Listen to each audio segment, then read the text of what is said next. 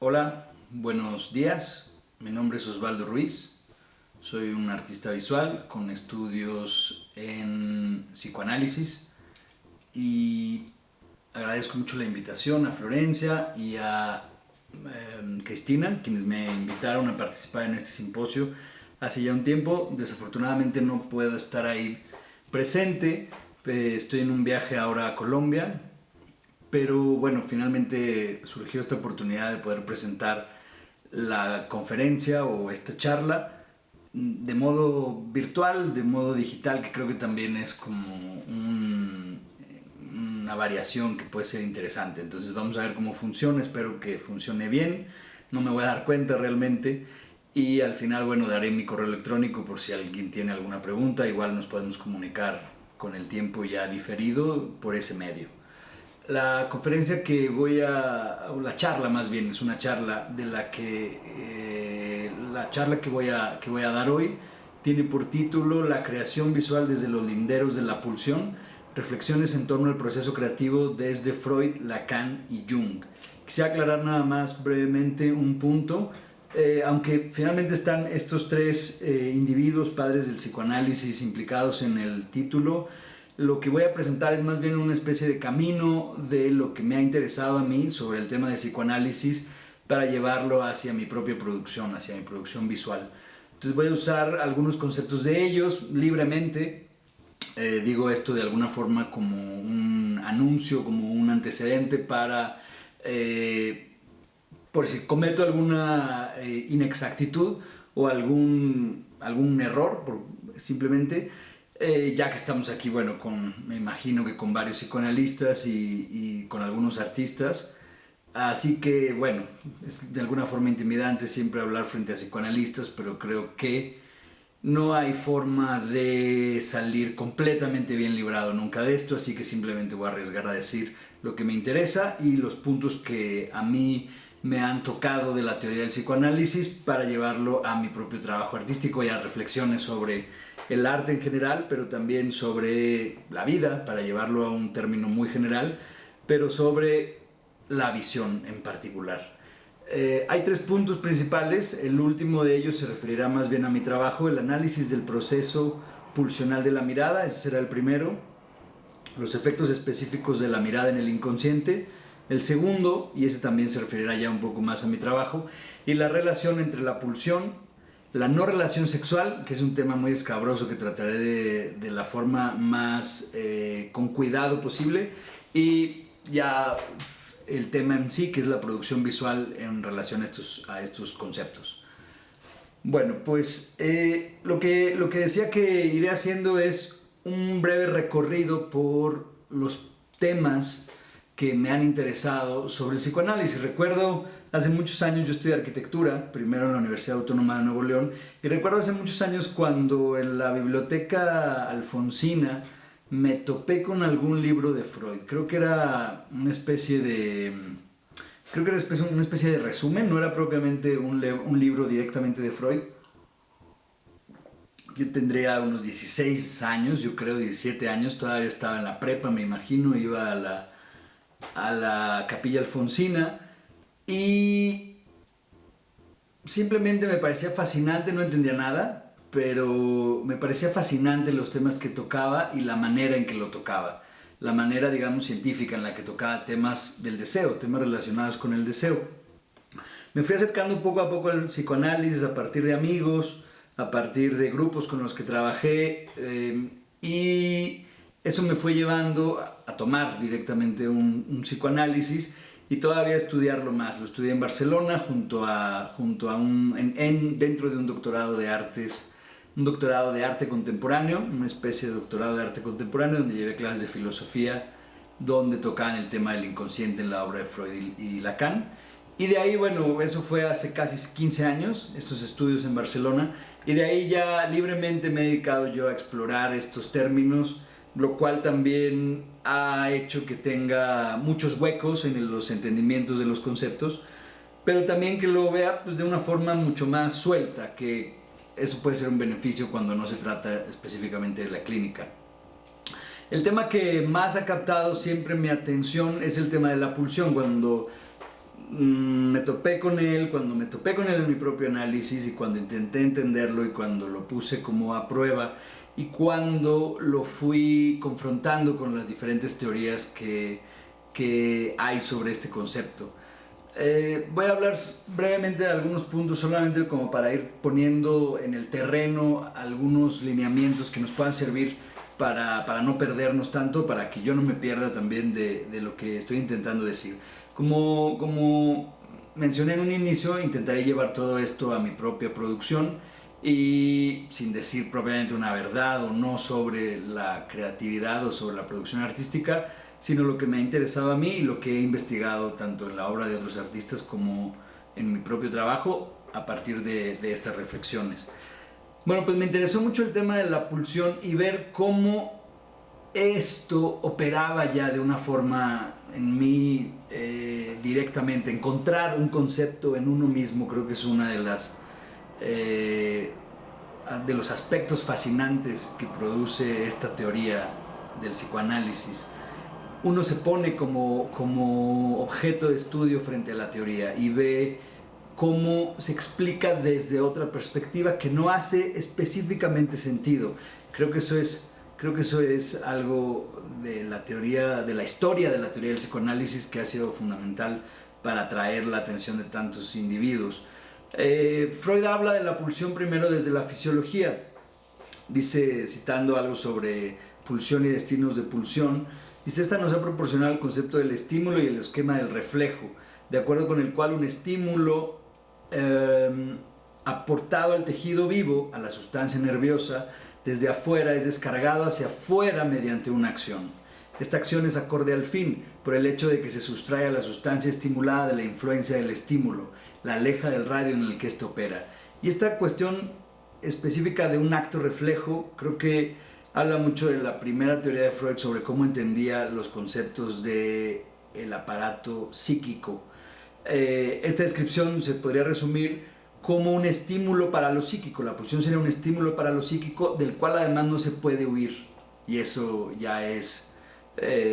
muy importante para hablar de todo esto. Algo de lo cual no se puede huir, que está dentro del sujeto, del individuo, o en este caso del organismo, y cuyo esfuerzo es constante, nunca cesa. Cuando empecé a revisar el concepto de pulsión y vi cómo podía operar en mi trabajo, llevándolo sobre todo al entendimiento de la pulsión de la mirada, había algo como perverso en el entendimiento de esta pulsión, algo que me atraía desde como un sentido infantil, casi como algo continuo que no cesaba, que estaba constantemente repitiendo su esfuerzo y haciendo que el sujeto, en este caso yo, estuviera siempre en un constante circular, en un constante intentar, más bien. Y que además esto era también importante como el concepto, un intentar que nunca llegaba a satisfacerse. Después encontré lo que Lacan había dicho sobre esta pulsión y, resumiendo de varios textos, dice que las pulsiones difieren de los instintos en que las primeras nunca pueden ser satisfechas y que no apuntan a un objeto, sino a circular perpetuamente alrededor de él. Lacan argumenta que el propósito de la pulsión no es alcanzar una meta, un destino final, sino seguir su trayectoria, el camino en sí mismo, que es circular alrededor del objeto. Así, el verdadero propósito de la pulsión no es alguna meta mítica de satisfacción total, sino regresar a su camino circular y a la verdadera fuente de un goce, y la verdadera fuente de goce es el movimiento repetitivo de este circuito cerrado. Esto ya también me parecía fascinante y me atrajo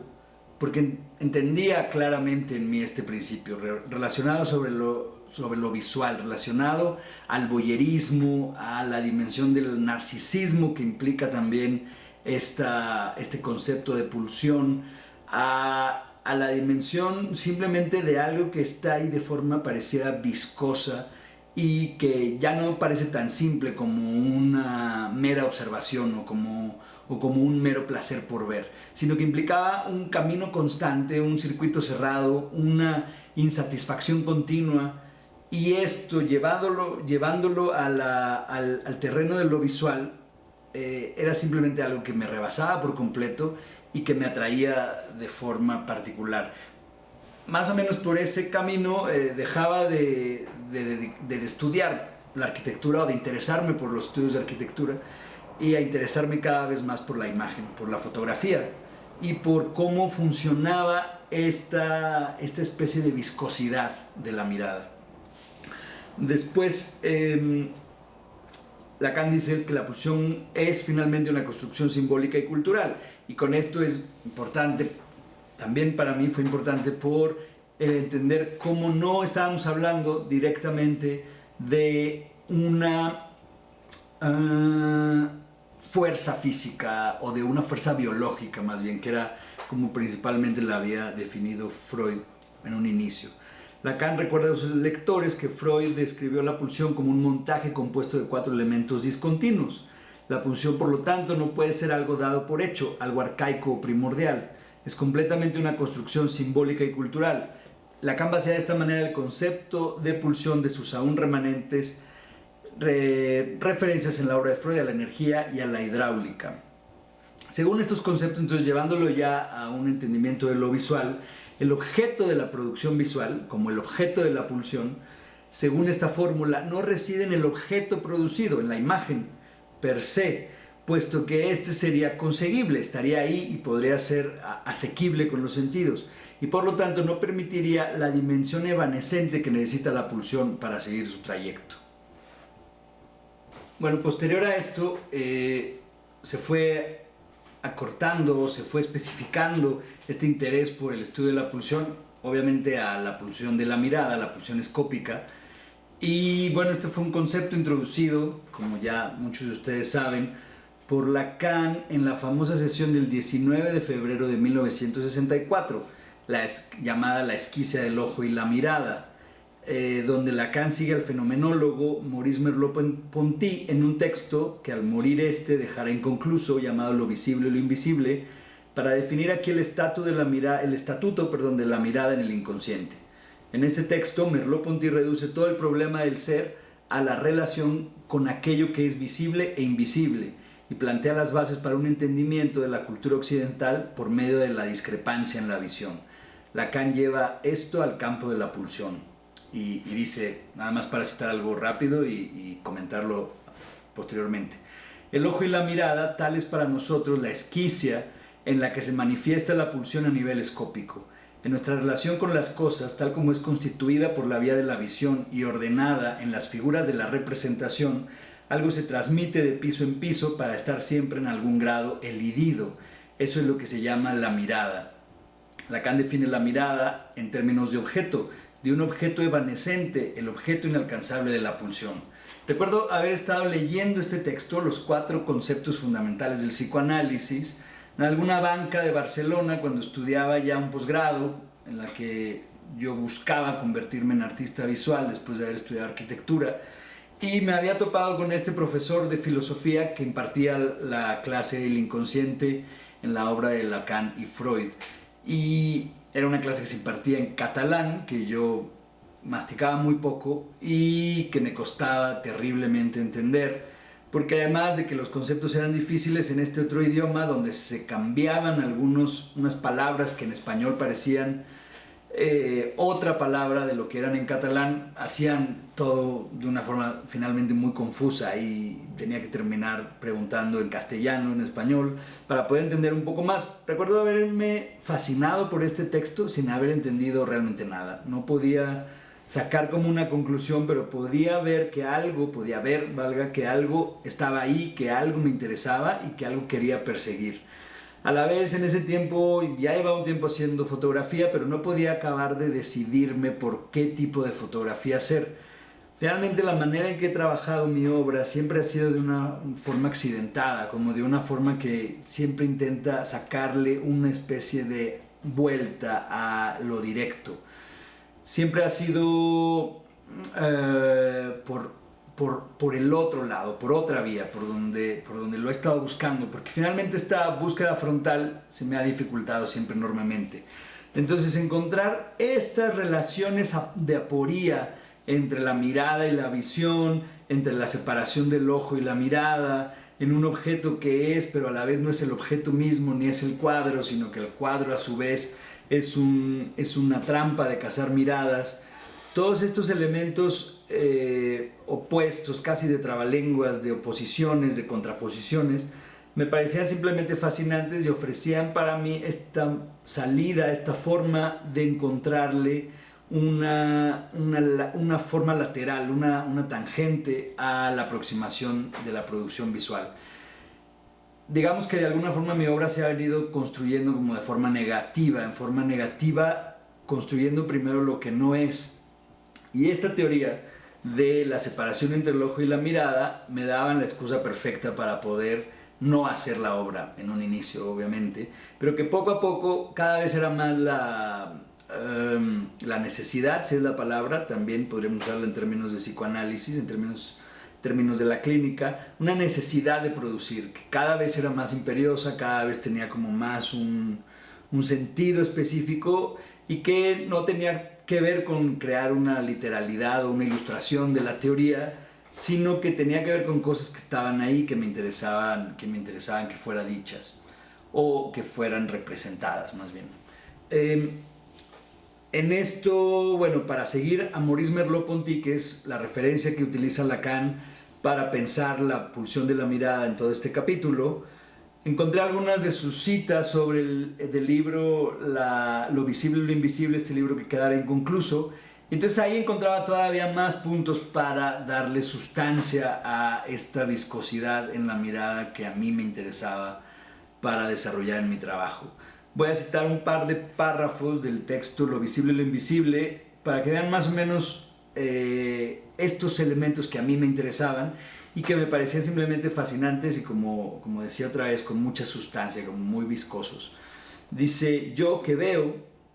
tengo también mi profundidad, ya que estoy adosado a lo visible, que veo y que sé muy bien que me envuelve por detrás. El espesor del cuerpo, lejos de rivalizar con el del mundo, es por el contrario el único medio que tengo para ir hasta el corazón de las cosas, convirtiéndome en mundo y convirtiéndolas a ellas en carne.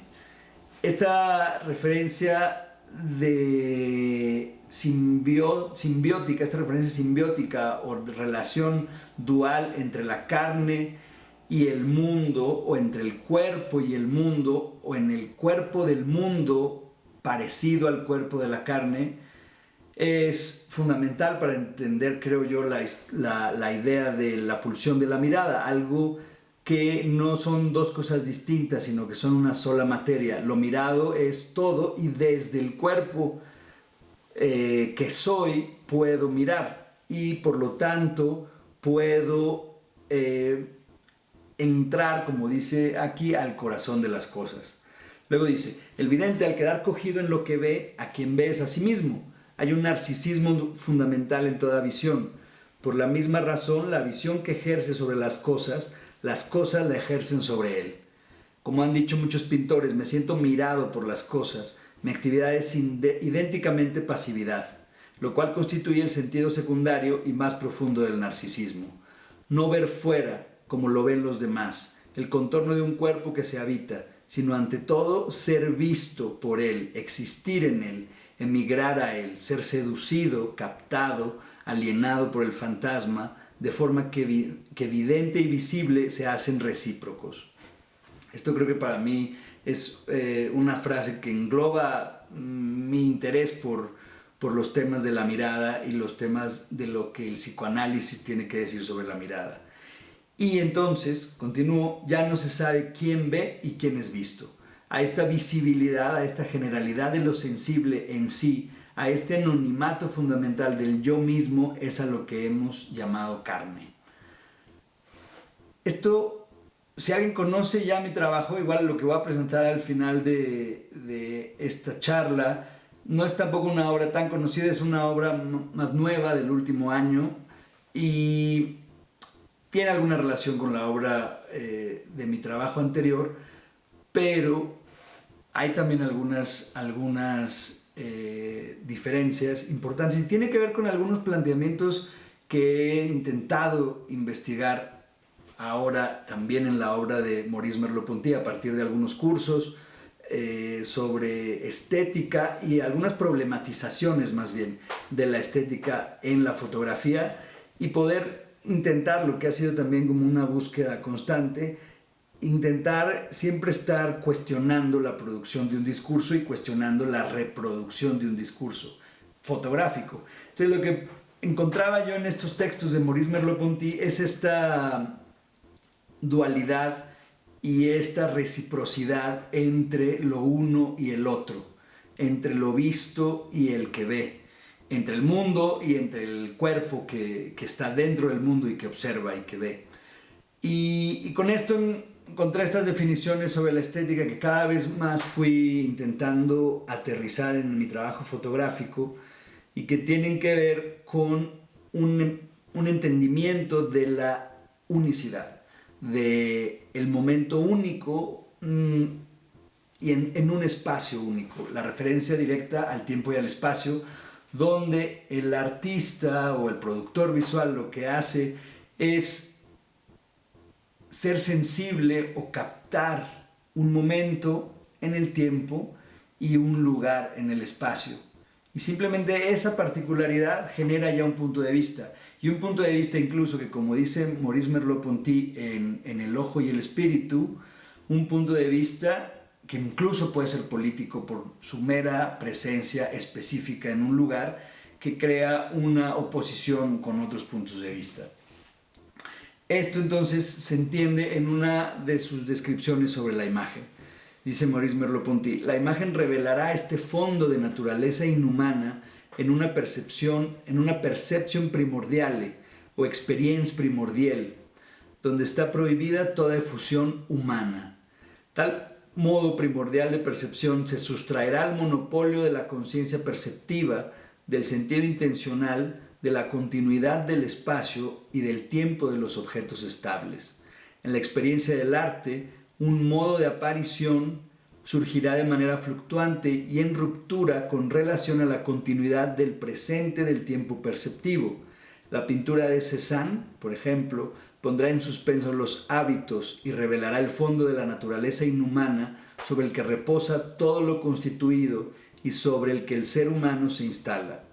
El registro de la percepción, llevado hasta el límite, contribuirá al acceso intermitente y fugaz a este otro extraño registro arquitectónico, caracterizado por su condición irreductiblemente singular y salvaje, un territorio en el que no hay objetos percibidos, no hay impresiones que den lugar a la continuidad de la percepción y, por supuesto, no hay una continuidad del presente temporal, sino un orden naciente en torno a las fuentes mismas del sentido en el momento preciso de su génesis.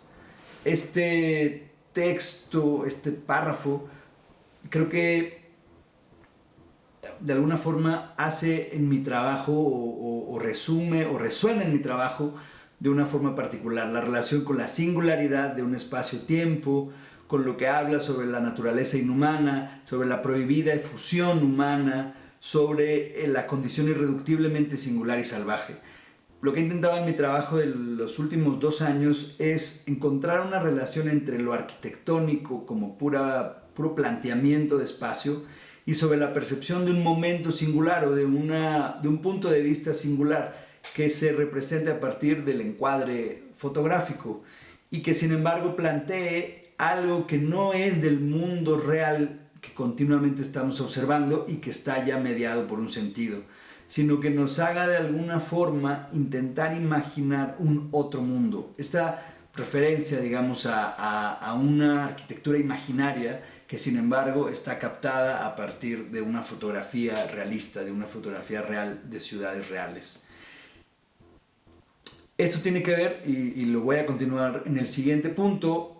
para regresar un poco a Lacan, con la dimensión del uno. Entonces, esta dimensión del uno que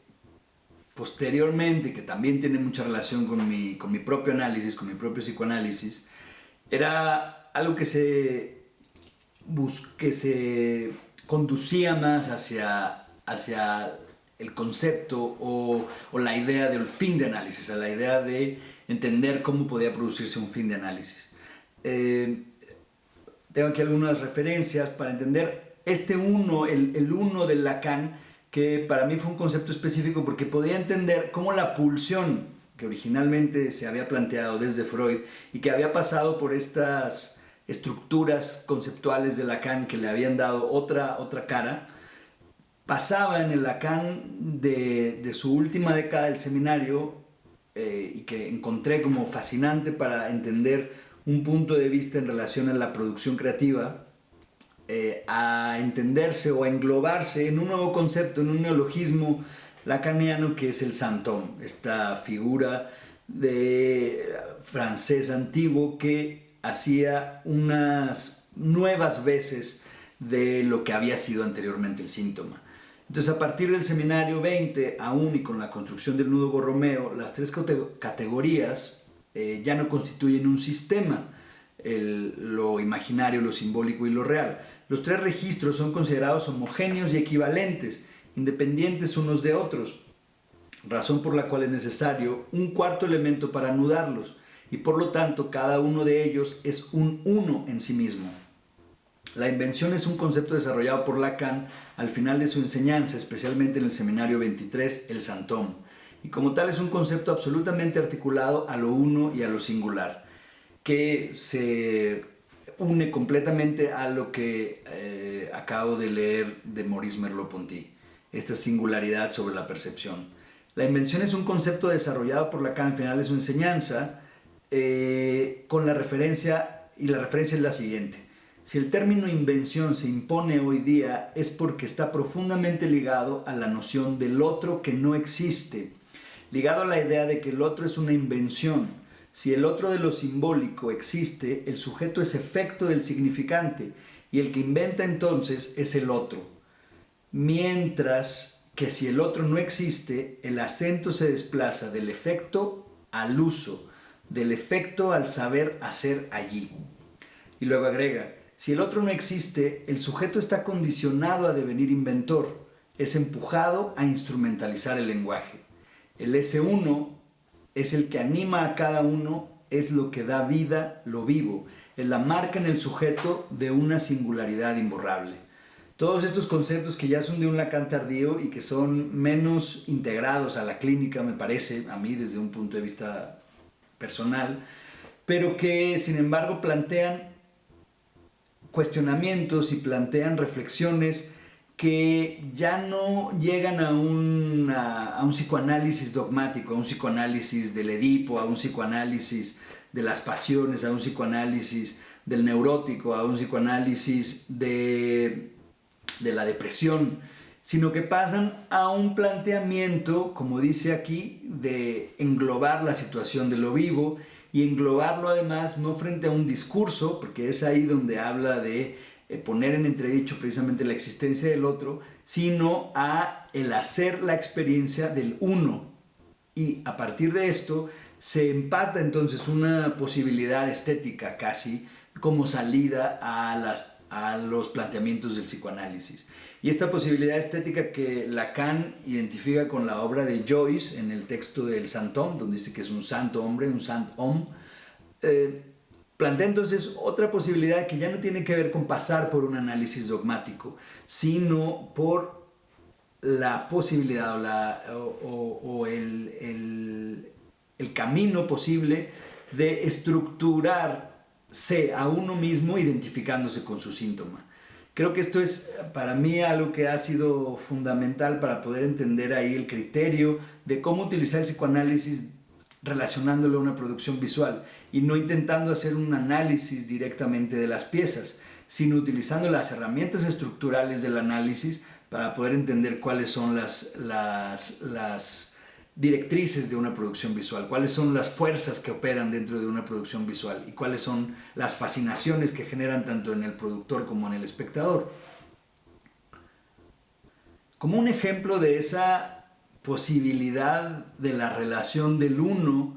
con la singularidad de la percepción de un espacio-tiempo particular y con la generación de un discurso, como dice Lacan aquí, si el otro no existe, el sujeto está condicionado a devenir inventor, es empujado a instrumentalizar el lenguaje. Creo que un ejemplo importante para citar a este otro padre del psicoanálisis no muy querido por los lacanianos, pero que sin embargo tiene una fuerza capital para el imaginario del psicoanálisis y el imaginario del arte en el siglo XX, es el trabajo de Carl Jung. Y en particular no voy a hablar de su teoría, sino que me voy a referir a una producción que es casi artística en su trabajo, y es el libro rojo, el Rote Buch en alemán, que es un manuscrito escrito e ilustrado por el psicólogo suizo Carl Gustav Jung entre aproximadamente 1914 y 1930, considerado el núcleo de su obra posterior.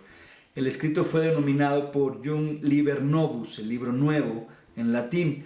Fue encuadernado en rojo y de ahí que viniera su nombre, y se publicó por primera vez en el año 2009. Fue un libro que el mismo Jung quería que nunca se mostrara al público,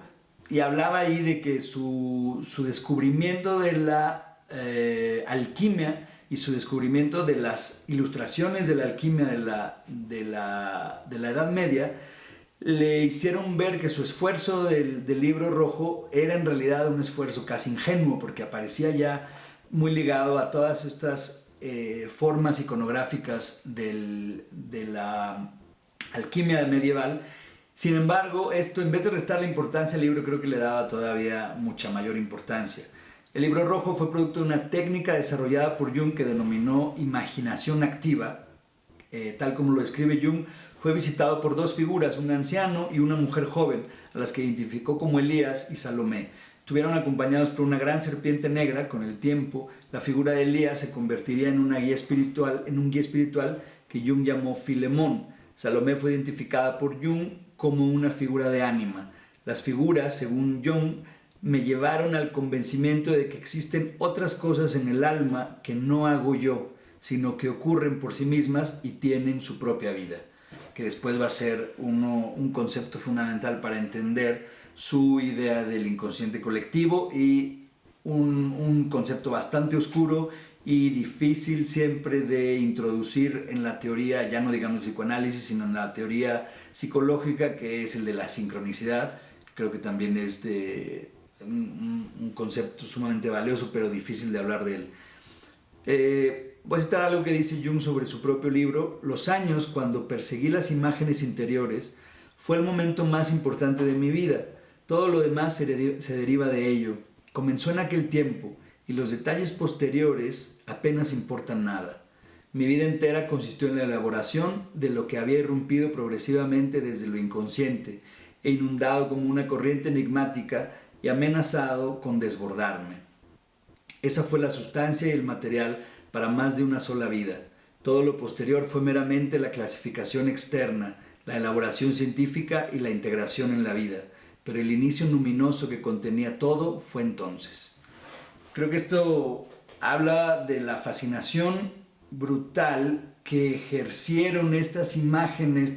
que provenían de su propio inconsciente para Jung, que él mismo lo describe como algo que lo desbordaba por completo y que dedicó el resto de su vida a estudiar. Este sería para mí un ejemplo de estas posibilidades de la imagen de las que hablaba Maurice Merleau-Ponty cuando dice que es caracterizado por su condición irreductiblemente singular y salvaje, un territorio en el que no hay objetos percibidos, no hay impresiones que den lugar a la continuidad de la percepción, y por supuesto no hay una continuidad del presente temporal. Entonces todo esto, que no es fácil estructurarlo y que también plantean más una forma casi de histerizar la producción, pero que para mí, que siempre me ha gustado como martirizarme casi cuando estoy haciendo una obra, y que lo que intento de esta forma, utilizando estos conceptos, es otra vez no llegar a la producción directa de algo, sino intentar siempre plantearlo desde un camino de aporía, un camino de complejización, de contraposición, que intente mostrar lo que no es directamente visible y que juegue con otros registros que no son meramente los de la percepción inmediata, sino con el registro imaginario, con el registro de las contraposiciones psicológicas que plantean entonces como gatillos o disparos del inconsciente que producen imágenes, y que intenten plantear otra problemática. Creo que esto no lo puedo presentar ahora realmente como un trabajo hecho, sino como un trabajo en proceso, como un trabajo en ciernes, incluso podría decir, donde he intentado sobre todo irlo aterrizando una técnica fotográfica como una técnica específica, una técnica física, que es algo además que me llamó mucho la atención en el libro de Jung, en el libro rojo, porque finalmente, además de toda esta locura mística y que podría considerarse como originaria, original, hay una técnica específica de pintura que es brutal y que es una técnica muy cuidadosa, muy desarrollada, muy sofisticada y que eso le permite poder transferir estas ideas al papel. Creo que ese ha sido como uno de mis últimos intereses de los últimos 2 o 3 años, cuando vuelvo otra vez incluso a la fotografía de película y cuando vuelvo a los discursos fotográficos más convencionales, para poder volver a encontrar ahí la pasión originaria que me había producido esta viscosidad de la imagen de la que hablaba hace un tiempo. Entonces, para hablar brevemente de mi trabajo, les voy a mostrar aquí, mientras hablo, algunas de las imágenes. Y son, como decía, unas imágenes que todavía están en proceso, son unos primeros bocetos fotográficos de lo que quiero que sea más adelante una obra, y que tiene que ver con un esfuerzo de construir una especie de ciudad que no existe realmente, pero que se conforma a partir de puros esbozos de otras ciudades, o de acercamientos de puntos de vista, o de puntos de vista particulares, que intento que tengan este registro de lo singular, sobre todo que estén basados en un no reconocimiento de la identidad de una ciudad, un no reconocimiento a lo que pase más allá del sentido de lo que intentamos hacer continuamente cuando abarcamos visualmente o cuando abarcamos con una fotografía la representación de una ciudad, que casi siempre tiene que ver con sus hitos y con sus imágenes más características. Entonces lo que estoy intentando hacer es otra vez darle la vuelta a esa estructuración para poder acercarme a una forma arquitectónica que no sea tal cual una que produzca sentido. Es difícil hablar de esto después de haber presentado los conceptos que presenté, porque finalmente esto siempre tiende a subir mucho la vara de la expectativa de lo que uno va a presentar. Pero bueno, finalmente, como les digo, me arriesgo, no lo considero un trabajo terminado, ni un trabajo que pueda decir que ilustra lo que acabo de contar, sino que simplemente me interesa que el espectador pueda encontrar en esto algunas resonancias a conceptos que tienen que ver con los imaginarios del inconsciente, con los imaginarios teóricos del inconsciente y con los imaginarios culturales,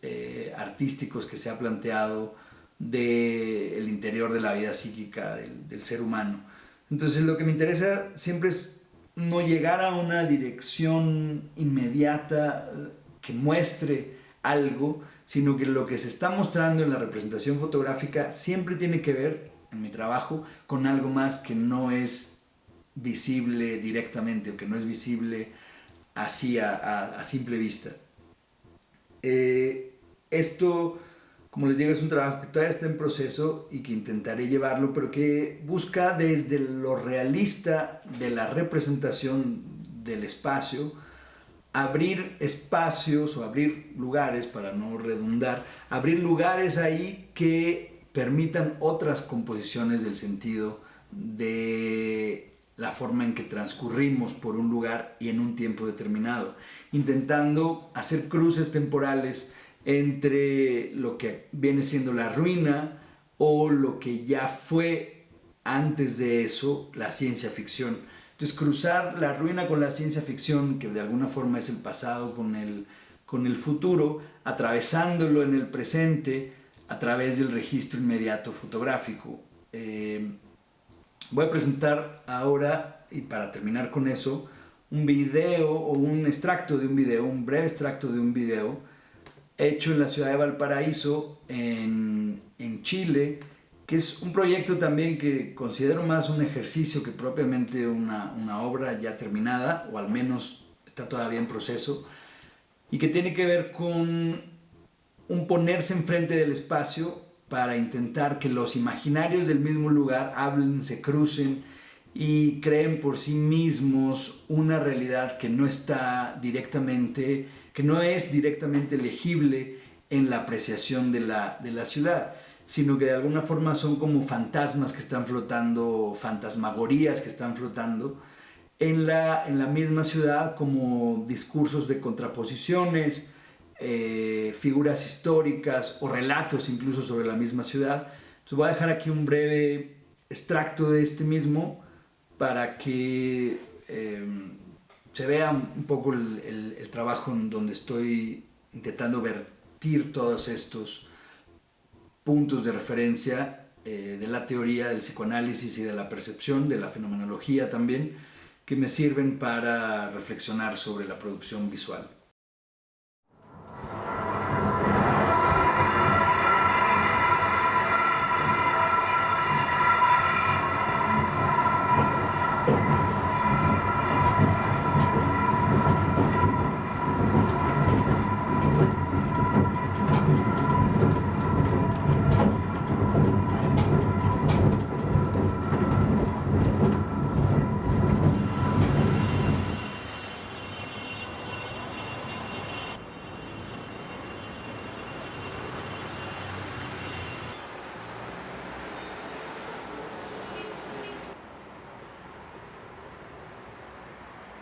Pero lo único que sabía uno era arrancar, porque no había opción a nada, porque muchos tiramos agua aquí. Nada, si la gente tira agua y el agua se devolvía porque el viento estaba soplando hacia abajo.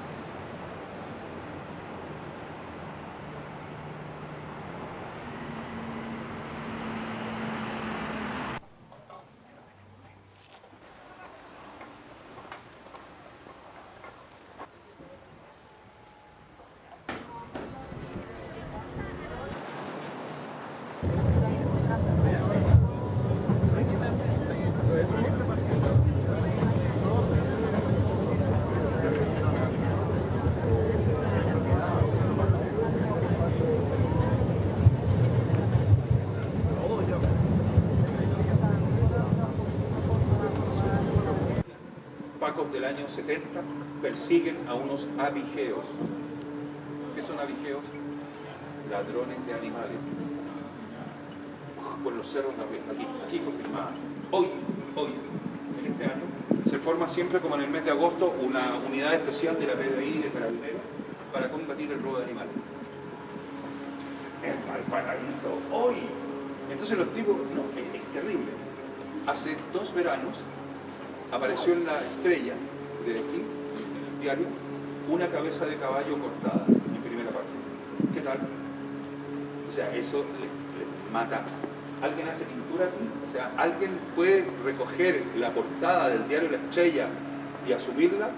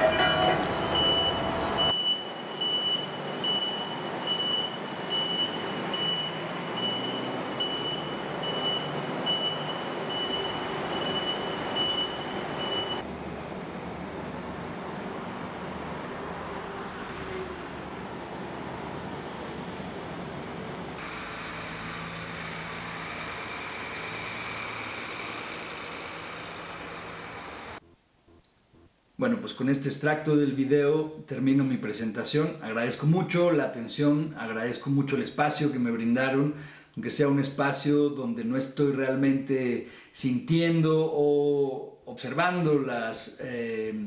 reacciones de la gente ante lo que estoy presentando, que siempre sirve mucho en una charla para poder conducirla hacia un lado o hacia otro. De alguna forma es un poco solipsista y me mantiene aquí abstraído pues de las reacciones de ustedes, pero espero que se pueda, si alguno de ustedes tiene interés en hacer algún comentario o en seguir discutiendo algunos de los puntos, me dará mucho gusto poderlo hacer por correo electrónico, que es creo que el medio que se puede prestar para continuar esta discusión. Si alguno de ustedes está interesado, me puede escribir a mi correo, que es osvaldo.r@gmail.com, y con mucho gusto, a veces me tarda en contestar, pero con mucho gusto podremos seguir platicando sobre estos temas.